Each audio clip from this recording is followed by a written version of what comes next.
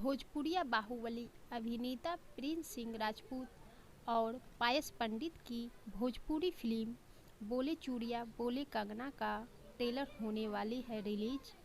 मनोज ओझा प्रस्तुत बोले चूड़िया बोले कंगना का ट्रेलर 26 फरवरी को यूट्यूब चैनल पे रिलीज किया जा रहा है।